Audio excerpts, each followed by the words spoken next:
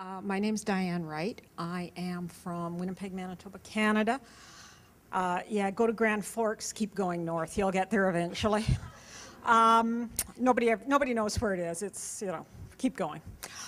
I found T-Tapp in 2004 purely by blind dumb luck. I was looking for exercises for my husband, who has incredibly bad back pain because he only has about 3/4 of a pelvic girdle. A few years ago, they took out part of the inner ring, part of the outer ring, so nothing's connected, and he lives with permanent, ongoing back pain. And I found Teresa's exercises for back pain, printed them off, took them home, gave them to Phil, said, here, try this, right? We're doing everything else. Inside of a week, 10 days, the back pain was gone. Inside of 2 weeks, he stopped kind of moaning and groaning when in his sleep when he would roll over in bed.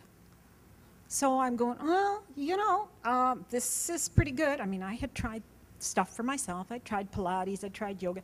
I didn't, like everyone else, you don't stick with everything the way you should. But I thought it worked for him. I phoned the office, I talked to Lauren, and I told her how old I was. I told her what I did, what I didn't do. And she's, well, here, start with this.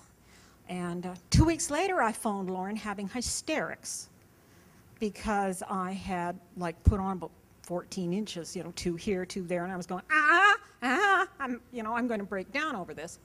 And she said, well. She said, where are you? I said, I'm at work. We locked the door to my office. I put her on speakerphone, and she says, okay, put your feet, hip width apart, bend over, do this, tuck this, move that, do this. And she talked me through about 6 moves. And I went home, kept working on it. The 60-day contest started sort of a week or so after that in 2004. And I thought, okay, stick my neck out. And I entered. And I won the over 50 spot, and Teresa paid for me to stay here. All I had to come up with was the plane ticket out of Winnipeg, which was great. I came down here in 2004 and experienced what every single one of you who's never been to a retreat before is going to experience over the next couple of days, which is total confusion. Okay, and I'm not joking. I really am not joking about that. You are going to go to a workout tomorrow morning. My very first workout with Teresa, 6 o'clock in the morning. She stretched us out. You were there, Cheryl. Okay, she stretched us out. She made us do a few things, and then she took us on a walk. Teresa didn't walk. She ran along beside us like this, poking at your back, grabbing your elbows, pulling your shoulders back, smacking you on the butt to make you tuck it up, right? You remember, you were there, okay? And it's 6 o'clock in the bloody morning, okay? 5 o'clock my body time. The people from California, it's the middle of the night, and Teresa has you, okay, right? And she's bouncing like the Energizer Bunny, okay? And you're going, oh, right? And every time she came up behind me, she took her finger, and I think she's got 6-inch nails, by the way, and it was right there, okay? Oh, back. Holy cow. I went home with a notebook about that thick of scribbles. You're working so hard, your fingers are sweaty, you're going to write notes, and some of them you're going to try and read later, and you're going to go, what? What was this? What did this say? This is what? This is backside? No, butt side. Don't worry about it. Make your notes. Take them home. When you can't figure it out, phone the office. Phone Lauren. Phone Jen. Sometimes Teresa picks up the phone. Okay, you phone there at 9 o'clock at night. Sometimes she's picking up the phone and you're going, why aren't you at home?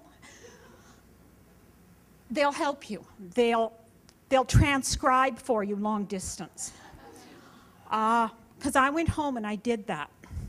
And I got the opportunity a couple of times to come down to Florida to certifications. I went and worked out. Hey, they offered free workouts. Okay, come down to the certs in January 2005.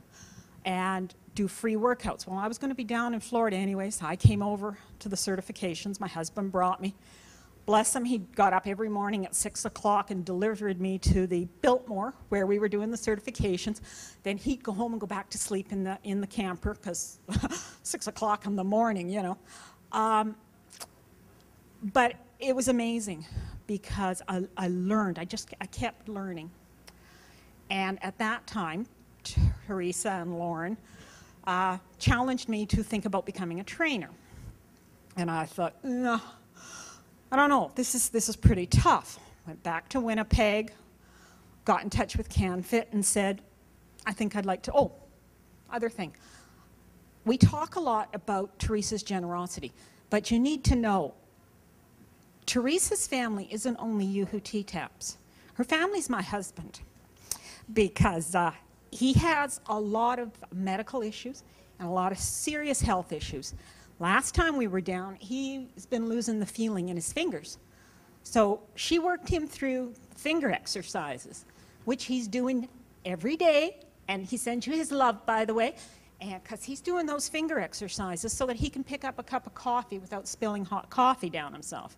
That's important for most men, you know, they want their coffee. Anyhow, went home, and I said, okay, well, if I'm going to do T-Tapp, I have to make sure I can certify in Canada, because otherwise, not much sense. All the way along, I have been talking to every single person I know about T-Tapp, because frankly, I look better than I looked 20 years ago. Not the wrinkles, ignore them, but the butt and the shoulders and the posture and the inside, the guts. I know my ribs aren't up and my shoulders aren't quite far enough back, you forgive me. But I'm better and stronger than I was 20 years ago. And I'm better up here than I was 20 years ago. Because when you go through menopause, you know, you get really foggy. Actually, you get stupid, but foggy will cover it, because you can't remember anything. That's clearing up now. Slowly but surely, the brain is coming back into gear. So I went to CanFit, and I studied my brains out so that I could do my Canadian certification. And I came down here Monday night, and yesterday, I certified as a T-Tapp trainer. Because I kind of figure, since I have no one in Winnipeg, my nearest trainer is somewhere south of Minneapolis, in Iowa, and Indiana, and Idaho, and Oklahoma, and the only way I'm going to have people to work out with is to drag bodies in and train them myself. So that's what I'm going to do.